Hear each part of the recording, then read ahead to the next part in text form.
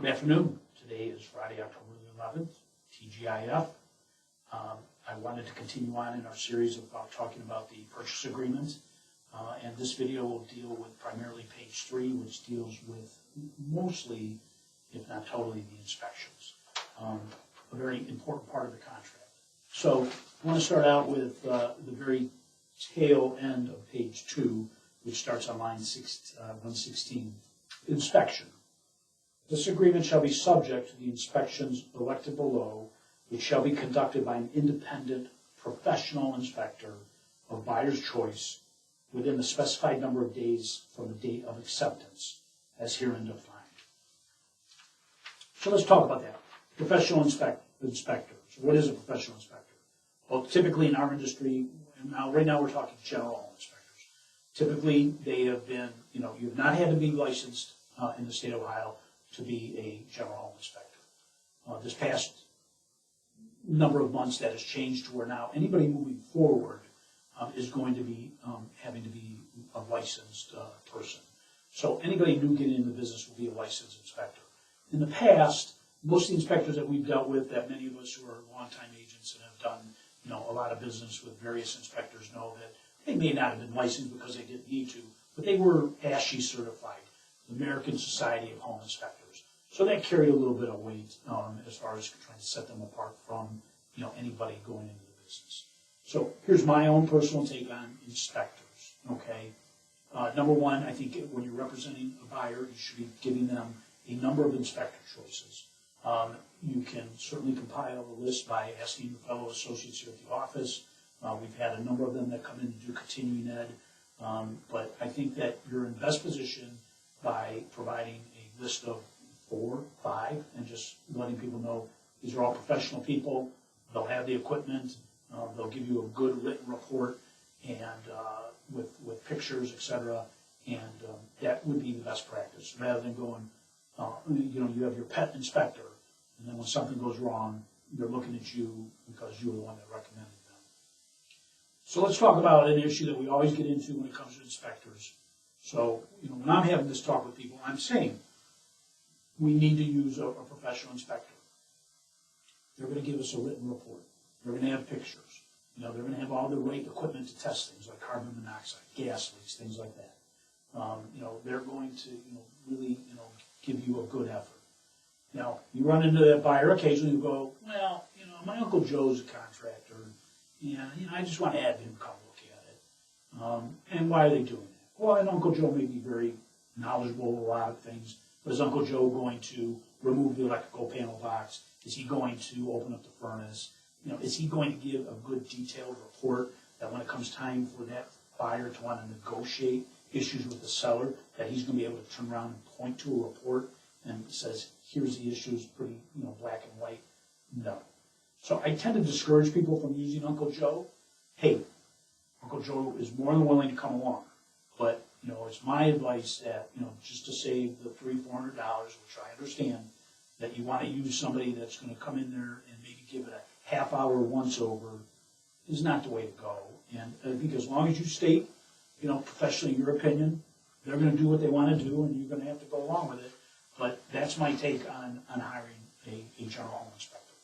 So let's move on to page 3, and let's talk a little about it. And I'll take it from the top, line 118.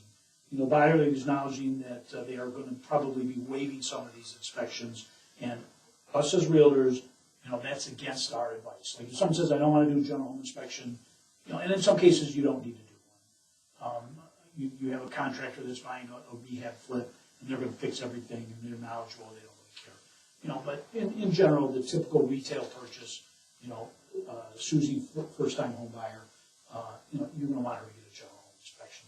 So this beginning paragraph just talks about how that, we're recommending that they hire an inspector, that it's their responsibility, for evaluating the property and hiring the inspector, that they should carefully review any of the disclosure forms that were filled out, prior to the inspection, sometimes even provide those to the inspectors. And then this talks about how that these inspections, this general home inspection, has nothing to do with anything that's required by any state, county, local government, or an FHA appraisal. So Really what that's saying is that some cities have point of sale inspections that are separate from this general home inspection.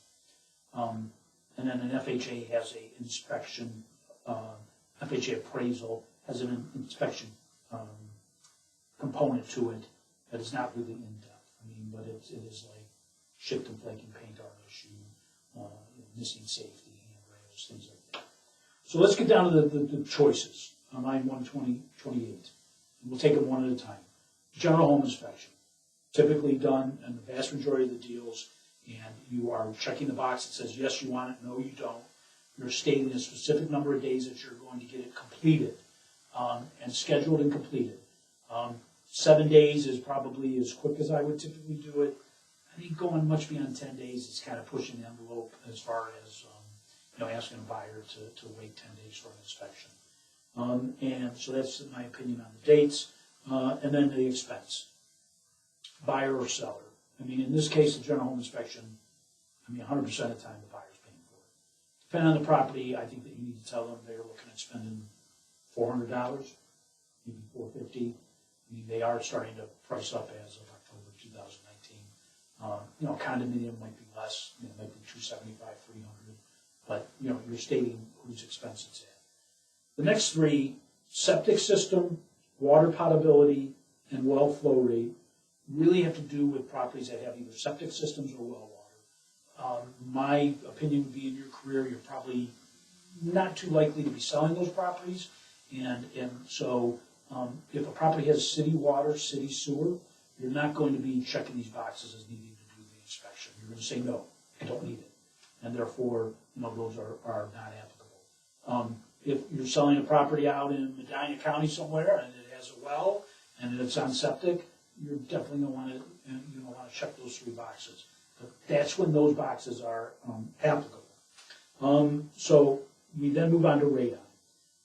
Radon, if you don't know anything about it, it's a natural occurring gas from the decaying of uranium in the soil that typically accumulates in the lower level of homes. And it's a mitigation system that's put in if you find that the radon, passes the state threshold. And so my advice to you is to read up on it, to understand it, to provide information up front to your buyers so that they understand it, so that when you're sitting down writing up this contract and you go, do you want a radon test? And they're going, what the heck is radon? And then you're kind of having to explain it and go through it. Probably about $1,000 to $1,250 fix typically. Typically the seller will agree to fix it. Typically the buyer asks for the seller to remediate.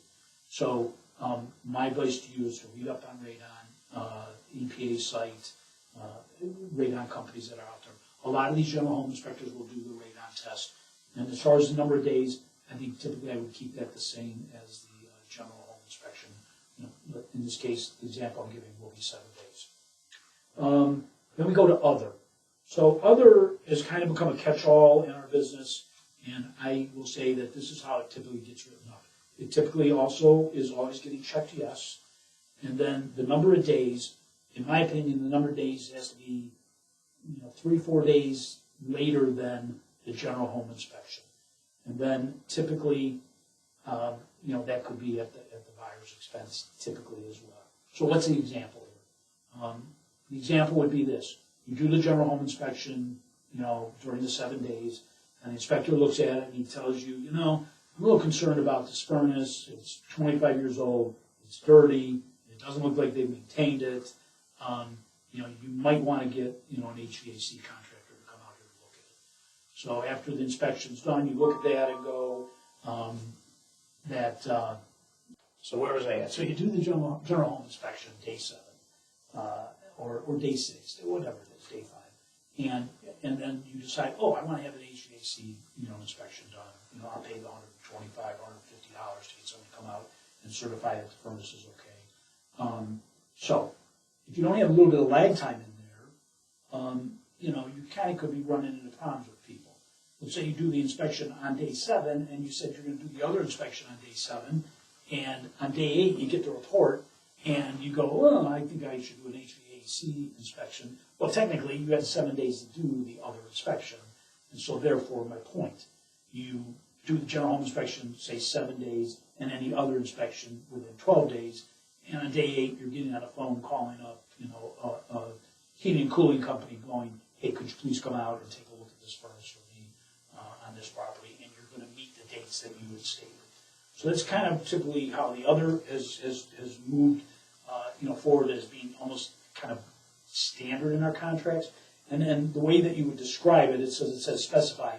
Typically, the language has been, any other inspection, deemed necessary from the general home inspection, and so that gives you a little bit of extra protection as far as if you want to, contractually take a look at some other items. Line 138 talks about the waiver, and there's 2 boxes there. If you have 2 people buying a home, a couple, they both initial that.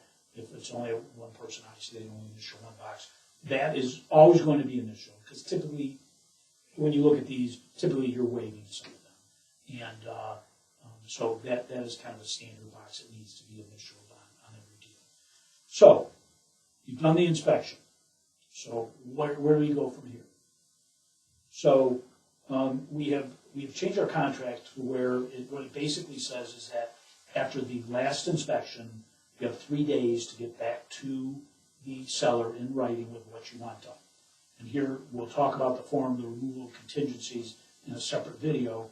But here you're going to complete the removal of contingencies, and you're going to either remove the inspection, just remove it, that, hey, everything is great, I want to move forward, or you're going to remove it, and you're going to say, hey, I'm removing this subject to, and I'd like items number 1, 2, and 3 done.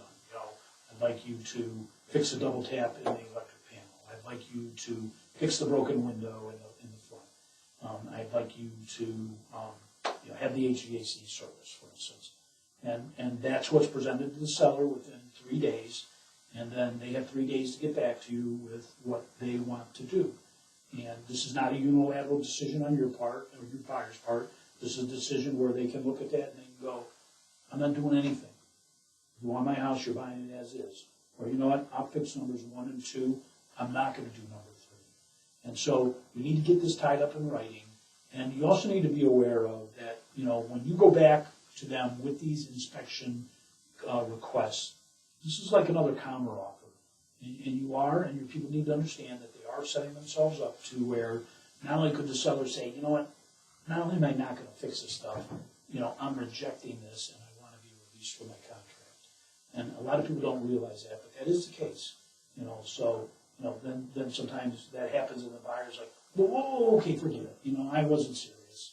I don't need to have those things done. And usually everything works out just fine. But there are those rare occasions, and in this business you have to really manage the expectation towards those rare occasions.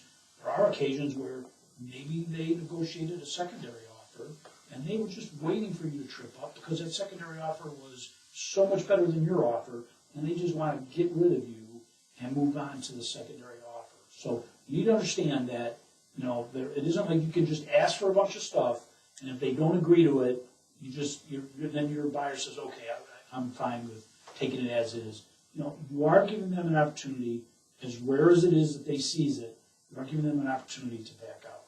Okay, so you need to understand that. So, basically, and I'm going to kind of not read basically pages 143 through 160, but really the way that it works is, you do the inspection or inspections, and either you as the buyer are accepting the property as is with the removal of contingencies. You are completing the removal of contingencies, asking that certain things get done, and then you're providing that to them. And then they're well within their right, as I said, to go back to you and say, I'll fix these. Signed, here it is. I'm not fixing them.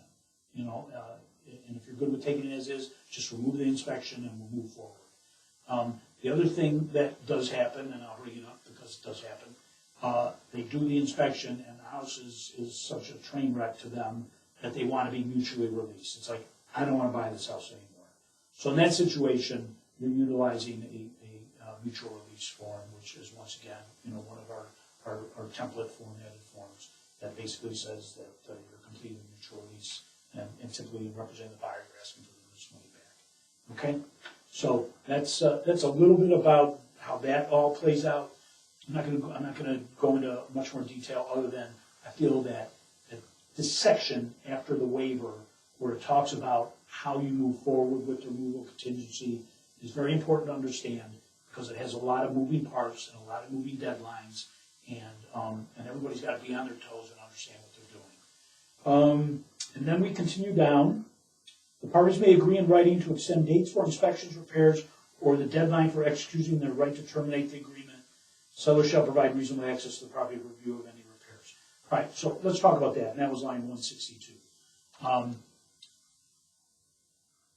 You have 3 days to, you have 7 days to do the inspection. And let's just say, for instance, that for whatever reason, your buyer can't get it done in 7 days, and they say, I can't get it done for 12 days. You call the other agent is, maybe not happy, or maybe the other agent is, oh, no problem. We'll see you when we see you. That's not her place to say. And so what this is talking about is if you're running into situations where you're extended beyond the dates that this contract says, the really safest practice is to get some sort of an addendum written that gives you the ability to extend those dates, and everybody realizes that and everybody agrees to it. Because once again, it happens very infrequently, once you get kind of what they call out of contract with the dates, you're kind of out of contract. And if you read our contract here in this section that I'm imploring you to read, it states very clearly that the contract becomes null and void if you don't meet those deadlines. And so don't rely on anybody's answer, like a realtor, and I hate to say it, but a lot of them are long-time realtors that speak out of turn. Do not allow them to say, oh, you're going to miss the deadline, don't worry about it. Your safest bet is to get your buyer to sign it and present it to the other party for them to sign it. Because I don't think any of us want to be in a position where a deal goes south because we're out of contract, and somebody for whatever reason wants to get out of the contract with your client, and then you have to turn around and tell your client that that's the situation, and they're looking at you like, why? I don't understand. And you have to tell them, well, here's why. Well, why didn't you take care of that, Mike? Well, and so it just is not a position you want to be in, okay? So that's an important section there on 161 and 162. It's extra effort, it's extra work, but at the same time, it's protecting your client. And quite frankly, it's protecting the seller as well, because it could work the other way. Your buyer could look at this and go, I got it out. I'm getting out. Then we go down to the pest and wood destroying insects on 165. You check whether you want it or not. You also have check boxes that talks about who's going to pay for it. Typically, it's the buyer. And you also have some check boxes that talk about who's going to pay for the repairs. And typically, that's check the seller. But you have to check these boxes. So that's the lead-based, that's the pest and wood destroying insects. And then the last one is the lead-based paint on this page. Once again, you're checking yes or no, whether or not you want to have that done. And that is also addressed in the lead-based paint disclosure that we had discussed in another video. So that's a little bit about the inspections. I can't tell you how important I think that this part of the contract is, and I can't tell you how important that I think that this part of the contract gets messed up a lot. And invariably, even though you're kind of out of contract, the deal gets done.